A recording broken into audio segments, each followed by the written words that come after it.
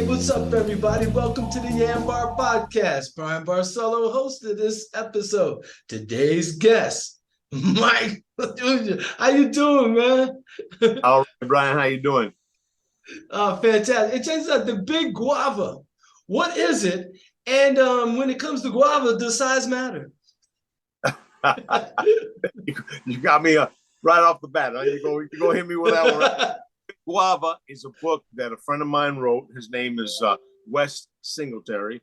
He goes by the pen name on this particular book is Doc Charles, and that's what he's going by on this book. But it's a book, a noir crime book with references to Tampa throughout. It's basically it takes place in Tampa. It's a modern day noir,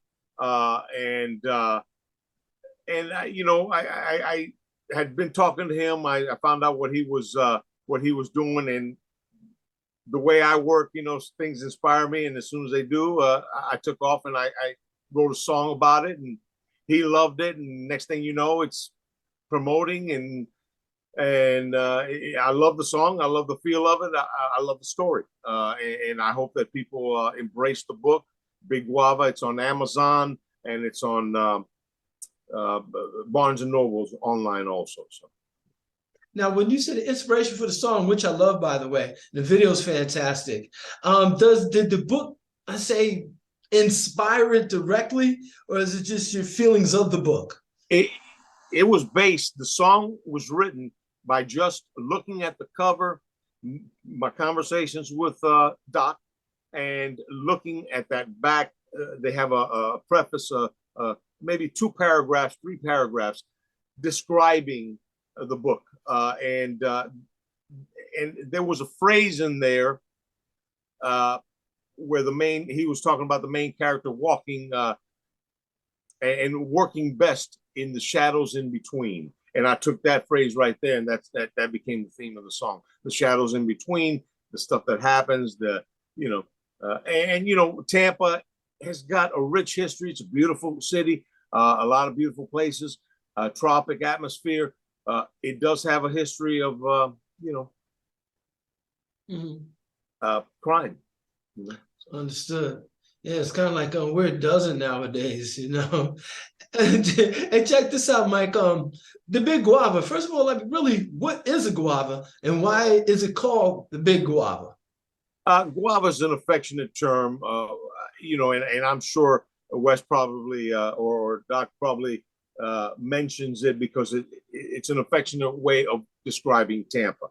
Maybe the Ybor City area, the Latin areas of Tampa, Ybor City, West Tampa.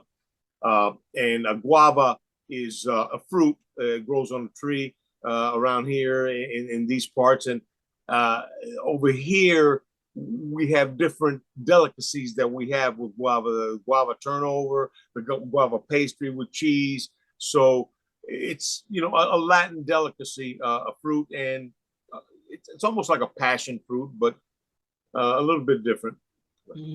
Without any spoilers, can you tell us a little bit more about the book? No, I can't. I haven't read the whole book. I've got a copy on the way right now. He's got a signed copy. And the other thing that he included in the book, and this is cool too, when you open it up and you look at the first few pages, there's one blank page that has the quote, "I remember Tampa and she remembers me," which is a song that I wrote also that talks about growing up in Tampa, the places that are, the places that are not here anymore. It also addresses the future of Tampa, and it's a beautiful love song to the city. But he wanted to use that as a quote in the book, and I allowed him to do so. And he gave it. It's just that one line in all the white space. It looks beautiful. Yeah, I like the way you guys are putting your town on the map. I mean, I always figured if you want people to get into your city, you got to get into yourself. Yep. No, and I've been telling them since the beginning because this is the way I think. Even if we fall short, that's fine. But I've been thinking screenplay from the beginning. It's due time, and that's kind of. I've got songs that I've already looked at different scenes in the movie in my head. and I've got songs, about Tampa, about the area, and of course the big Guava. Anyway, so I've got a few songs that I'm picturing scenes in my head and everything. But the screenplay, Tampa is an area that is growing for the movie industry. They've been, we've had a couple of big films over here in the past. The Punisher with John Travolta many years ago. It wasn't a great movie, but it was a big movie. There's been several others that we've had, and we're trying. I'm sure the city's trying to entice some more films over here. And I'm thinking this would be a beautiful thing for Tampa. A nice screenplay, a book, about that criminal element, but also displaying the beauty of the city. Understood. Matter of fact, since you mentioned The Punisher, one of my favorite movies. I actually enjoyed that one. Didn't know it was situated in Tampa, so I'm going to watch it again tonight if I can find it online. The other one you might want to check out, and you probably know this one. It was, I can't remember how long ago it was. I've lost my track of time. Cop and a Half. I don't know if you remember that. No, I don't. Burt Reynolds. You can look it up. Cop and a Half. It's cute. It's cute. It's not bad. And that was all the familiar places being filmed throughout that film. You know what? I'm gonna definitely check that out just so I can get a view of Tampa. It's been quite a few years since I've been to Tampa. Long time ago, I'll say about maybe 12 years ago when I was living in Orlando, I did some temp work, and we went to Tampa to install some beer belly railings. It was like a fancy place there. That's really all I remember about it. But what I did see was a beautiful place. Yeah, now, it is. I mean, born and raised, never want to go nowhere, Understood. Now check this out, Mike. Exactly what it is that you do. You seem multi-talented. I know you sing, right? You write songs, and then I hear you talking about the screenplay. And I'm wondering if you're going to have a hand in perhaps writing. No, not absolutely not. I'm limited to short-term thoughts and ideas. I like songwriting because that's the way that is. I can't do novels. I can't do screenplays. But I love songwriting, and I love writing in conjunction, with film. I've had a couple of songs in films before, independent films, nothing huge, really? But I love it. I love to hear the song, embellishing a scene, and I love to see the way it looks on the screen and how what ideas people come up with. But anyway, no part in the screenwriting. It's just a dream, only as a vehicle for the songwriting. Mm-hmm.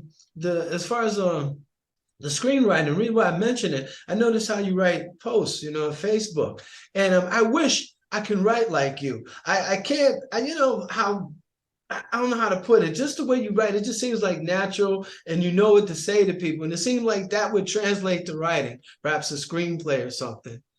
Well, you never know. Maybe it translates to the songwriting. I don't know, but sometimes what seems like a simple phrase, I might take an hour to compose. You know what I'm saying? So don't let that. Don't let that fool me. Yeah. I appreciate your honesty. No, I get locked up, especially verbally, and when we're speaking, I'll get locked up constantly. Same thing on paper, same thing on digital and texting, whatever. I have to think about what I'm saying, and work it out. I use word processors on the phones and constantly, Oh yeah, I gotta tell you, I love the help that Facebook gives me from time to time. They'll have suggestions of things to say up underneath. Oh man, see, I'm the worst at that. I'll eat myself alive with those, man. I didn't say that. God almighty. Hey Mike, how long you been making music, man? Oh man, I would say 1979. I began writing. I remember the first song I wrote, and I have everything stored somewhere in some form.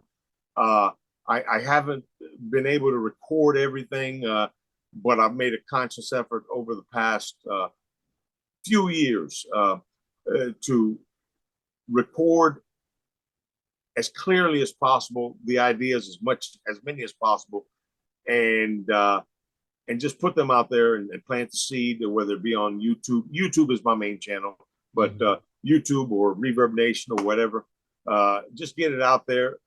Time's running out, brother. So Understood. You feel that. I mean, 2020 was huge, man. That sense of mortality was all over the place. So I probably published about 5 anthologies on CD Baby, and CD Baby, they throw it out there everywhere. So once you have it on there, it's on Pandora, it's on Spotify, it's on all the vehicles. So I love that. It's those are things that we didn't have when I was young in '79 and those years prior to 2000, prior to this digital age. We didn't have. All we had was the only way we could get heard is send out stuff in the mail on a cassette tape with a letter and shooting in the dark. Now we get heard for sure. Yeah, maybe a little payola to the DJs. Yeah. It does sound like you mentioned that you had some of your work in some independent films. Do you recall the names of the films? So perhaps we could check them out. Yeah, one of the films it's called Avalanche. Avalanche. Okay. Yeah, and there's 2 films. If you Google it, there's one that was done in the '70s. The newer Avalanche, you'll notice it's got a pink graphic to it, and they got trailers on it. It was available on Amazon for a little while. I don't know that it's on there anymore or where you can actually see it. Understood. But the trailers are on YouTube for sure. And it was basically about a man, his wife, and his wife's lover, and it's a 3-person setting. They're in the house. They get they're all in the house, and the interaction between them all. It was a decent independent film. It was not a stellar film, but it was a decent effort. The gentleman that produced it, his name escapes me right now, as many thoughts do. But he invested a good chunk of change making it happen, and it looked pretty good. It's nice, and the trailer features the I Remember Tampa that I wrote, and it's pretty cool. The Tampa comes into play because the lover had been to Tampa in his past, and he wanted his girlfriend and him to move to Tampa. He had this dream of the beauty of it and everything. It's kind of like the setting. Some of the things I say in Big Guava about the beauty, the surrounding beauty, and the tropic atmosphere of the city. So, but anyway, that was Avalanche. Avalanche. Yeah, we're gonna look for that one too. Now on Big Guava, excuse me. Now, once again, is this a detective? I know I heard is it like a detective or a police story? Yeah, there's a cop in it. And what I get in these movies is there's in these movies, that's what I'm thinking. But what I get in these books, is and some of these stories is you got the bad guy, you got the good bad guy, and you got the bad guy. Nobody's squeaky clean. So we got some nuance. And that's like an example is Once Upon a Time in the West. If you've ever seen that, there's Charles Bronson. Charles Bronson is a good bad guy. Henry Fonda is a really bad guy.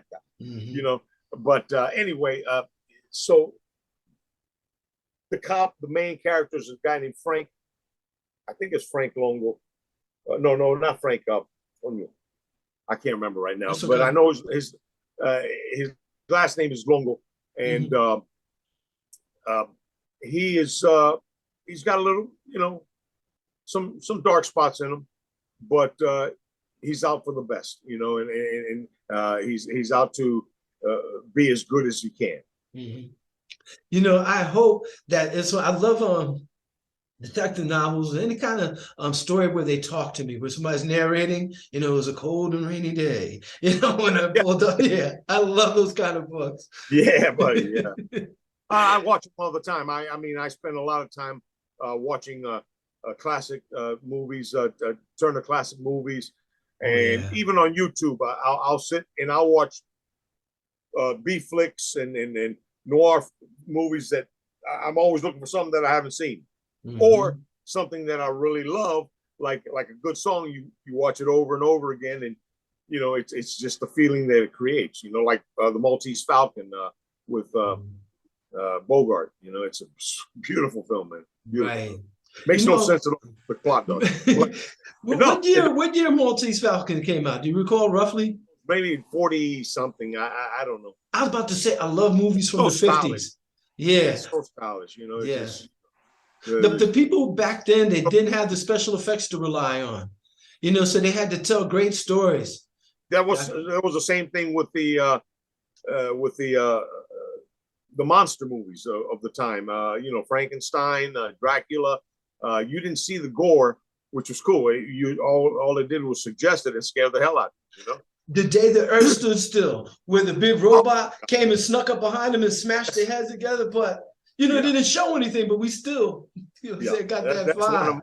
one of my all-time favorite science fiction movies. That's a beautiful movie. Yeah, it is. When you mentioned Once Upon a Time in the West, I said it's one of my favorite movies. In particular, that music. That music in there keeps me coming back. Bro, that's what drew me in. That's what drew me in and continued to draw me in. The scenes with Claudia Cardinal, she's so beautiful in that movie. She's so beautiful. And you hear that, I don't know what it is, like sirens, what's his name? Marconi or something like that. Marconi, something, yeah. Yeah. Oh man, I've seen them reproduced on YouTube. The symphonies. Yes. They're magnificent, man. Yeah. I wish I could recall their name. It's one I watch in particular. I don't know if they're like from Switzerland or something like that, but their symphony orchestra is amazing. Yeah. Well, this one has. If you Google how the West, I mean not how the West was won. That's another good one. But if you Google Once Upon a Time in the West, Marconi, and on YouTube, you'll see this orchestra and everything. You think it somehow was a synthetic sound? Nah, it was done with all these little, voices or whatever. We must have saw the same one. The guy had a gigantic drum, and he was rolling it. Yeah, the wind or something. Yeah. Yes. Yeah. Incredible. It was incredible piece of work. That movie, there was no music at all. There was nothing said, nothing for the first 7 or 8 minutes of the film. All you heard was the fly buzzing, or something, crackling of this, the wind. But there was nothing. We did a paper. I helped my grandson do a paper on it, and I learned a little bit about it. But and then later, as the music begins, it's an epic symphony. It's a beautiful piece. Beautiful piece. It really is. I listen to it quite often. Matter of fact, and I want to make it about me. I actually wrote a song called "Once Upon a Time in Love" and was heavily influenced by Once Upon a Time in the West. The notes are very similar, not the same, but very similar. I could put that movie on time and just sit there and let it play in the background, man. Just man. I love it, man. It's just a great story, great film. I never realized it when I was coming up. I never really got into it until I was an adult later on in life. You're absolutely correct. Same thing happened with me. I was aware of the movie, but that music didn't strike me. I don't know, like I said, until my 40s, I guess. And when I heard it, it just touched me. I'm like, wow, this is beautiful. Yeah, it is. Yeah, I kept going back for it. Now, before we get too far, like for you to mention where people can find your work, and once again, where they can get the book, The Big Guava, and who's buying, and so forth. All right. My work is predominantly found on YouTube. You can Google Baluja, Baluja on YouTube, or you can Google my first name, Mike Baluja. I usually go by my last name. It's what I started doing from the beginning. But either one, the account on YouTube is Mike Baluja. So, and it'll lead you to my channel. The channel's got albums. The channel's got videos. Probably some of them are personal, but most of them are music. And it's like I tell people, you're not gonna like everything that's on that channel, but there's gonna be some things that you find on it that really touch you and stay with you and leave an impression on you. You got some gems on there. Yeah, it just could be one out of every 25, 30 songs. Who knows? Because I do a lot of different genres. You know, I do acoustic guitar, you know, kind of bare vocal productions, right. Unplugged stuff. I do a lot of loops and a lot of samples, and that's been my way to do the more produced work because, you know, I can't afford studio musicians. I can't afford studio time.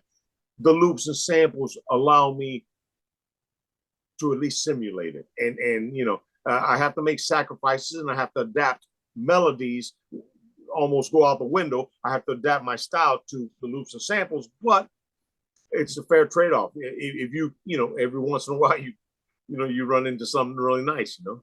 Understood. Now, do you have a musical background? I mean, what instruments do you play in and all of that? Very, very little theory.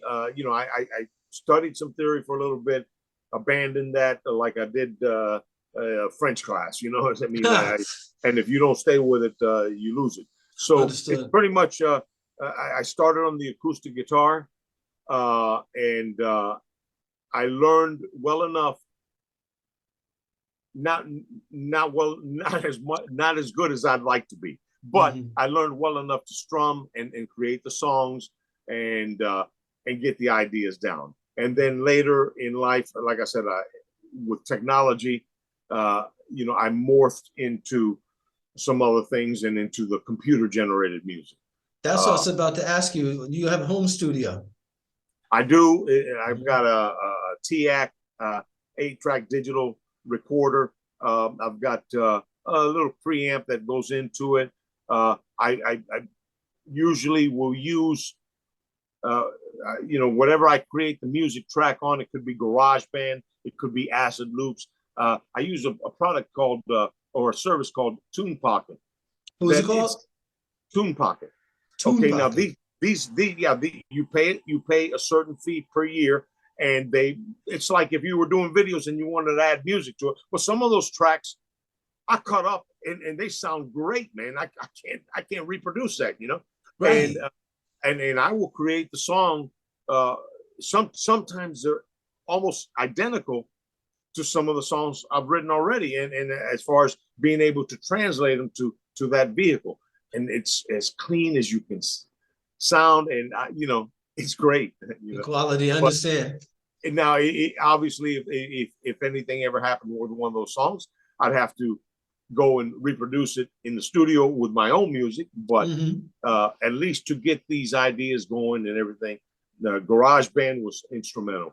The Magix or Sony, they bought Magix, loops, samples, beats. I have got a library of those things that, you know, 100 gigabytes strong, you know. Understood. But, yeah, I mean, I love samples. I was under the impression that, you know, when I started doing music, I looked at it almost like cheating in a sense, but really I was getting that from online. But now I don't even see it that way. I mean, music is music to me. And who's going to sit up here and, I mean, as far as drums, I mean, how many drum beats can you make? I mean, you know what I'm saying? There's so many different drums out here. You know, I've heard this time and time again throughout my life, and I believe it. There's no new ideas. Okay. You know, we just keep on bringing them up and reinventing them according to the technology of our time, to the sound of our time. But, you know, a good song is a good song is a good song. Good lyrics are good lyrics. Is, you know, but there's no untapped territory. You know, everything's been talked about. Everything's been written about. We just have to, we just try to do it with our own flavor. Yeah, when you were saying some of the tracks that you found, they sound kind of similar to what you was working on. I imagine it's probably chord progressions. Oh, you know, chord progression, you know. I got this one song that I just put out recently called Modern Man. I wrote it, I can't tell you how many years ago, at least a quarter of a century ago. It was on my first CD that I produced in 2000. And that was a little bit different version, but the bottom line is, when I heard this particular track, I was able to cut it up perfectly. exactly like my song was, exactly like I had originally envisioned, with pretty much the same chords. It might be a different key, but it was one that I could sing to, which I can't find too many I can sing to these days. Very limited range, And if you hear me, I mean, I'm a little deeper, and I'm not going high. I'm not Tony Bennett. I'm not Tom Jones. I do what I can do as best I can. You stay right in your lane. You know your lane. You stay right in your lane. And I figured if you work within your limitations, there are no limitations within those limitations. You can do some really nice things, and I've been able to surprise myself sometimes. Mm-hmm. I think you have a fantastic voice. Ever tried any country songs? Yeah, I got a couple. And you would probably find them if you sorted through. Not many, but there are a few. There's one I recently redid again. What was it? Something. It was a fishing song. It was about going to the Gandy Bridge and throwing the line, and I loved it, man. It's all right on it. Gonna have a good time. That was it. It was gonna have a good time, and it's on YouTube also, and it's got a little country feel. You could hear it when you listen, but a little bit of country, a little bit of rock, a little bit of rock. It's hard to describe some of the moods that I get into, because the loops that I use are very, I guess you call electronic, Right.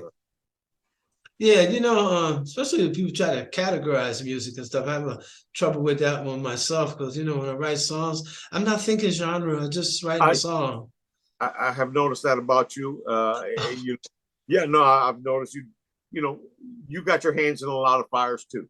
Yeah. So I've seen it, and between the video and well, even this particular show, it's an ambitious effort. It's a good idea. It's a great thing. So. I appreciate it. And then mention it. Like someone make this about me, but this podcast, Dome Homes was like always on my mind. I see people in these storms and the house gets torn down. Just got a 10-minute notification. Anyway, I seen these houses torn down, and people crying and talking about we're going to rebuild, but then the houses get knocked down again a few years later, and they're back on TV again. We're going to rebuild. And so there's got to be a better way. So I learned about Dome Homes, and I said, let me try to tell people about Dome Homes. There's an alternative. And then from there, I said, well, I got friends online, trying to do things. So that's kind of what prompted it. And then me, I just love all kinds of things, science, music, whatever and stuff. So I said, if I have a show, we'll talk about everything and stuff. Oh, and by the way, I appreciate you so much for accepting the invite to do this podcast. No, it's been a pleasure, and I'll take every opportunity I can to, as I said before, plant the seed. It's a pleasure meeting you, not live, but at least it's good. Aside from not being able to see you, it's the first time we've ever talked. So I appreciate the invite. Yeah, I appreciate you so much. Another thing, we're getting down to it. As customary on this podcast, I like to give them a guest, parting words, last words, anything you got to say, anything you want to talk about. And another thing, I do appreciate that video that you made for the song that I wrote called People. And RDB also said thank you. I'm sorry, Doc B. Robinson. Yeah, when I first met him, it was RDB Soul Controller, but now it's Doc B. Robinson. But he said thank you and stuff. That's one of those things, man. That's the way things happen. That's the way most of my collaborations have occurred, because I got inspired by a certain word, a certain song, a certain whatever. I've worked on several of them over the past few weeks, as a matter of fact. A guy named Steve Meany, did a song called Stay that he called I Remember. I saw a live version of that on him doing the guitar. I took off with that. What's in the damn Big Daddy, Christopher Martinez. That was a good song. Big Daddy, I put one of those funk beats to it from the service I told you about. You got to go look at that one. Big Daddy, it's on my recent lists. I'll check it out. But anyway, I love collaborating. I love being inspired. I love being creative. I love God. Yeah. That's what's up. Mike, I think asked you one time before, we mentioned somewhere in the conversations online. Do you ever plan or do you ever plan on doing live performance? I don't think so. My days of live performing uh, have been over for a long time. I never dug it. I never dug it. I never thrived on it. I never, it was always a little bit intimidating to me. And I'm not the only one. I know other artists, good artists that feel that way, Right. So, it just was never my bag. Would I do it if I had to? Probably. But I dig the writing, the recording, the producing, the video work, that end of it. Right, understood. Yeah, I was just thinking those coffee houses. I'm sure they have some in Tampa. I always do this little vision of myself doing that in my head, but it never has. Just ain't do it. When I was young, I did open mics and stuff like that around here, and I did the little, I thought I was Dylan or something, and I found a place like that, and that's what that's what I was doing. But these days, I never continued. I never thrived on the audience in that manner, in the manner of views and listens and watches and shares and likes. I love engaging in that, But as far as live, the latest project right now, I'm working on a song for a child. I work for this organization. Been doing it for about 15 years now.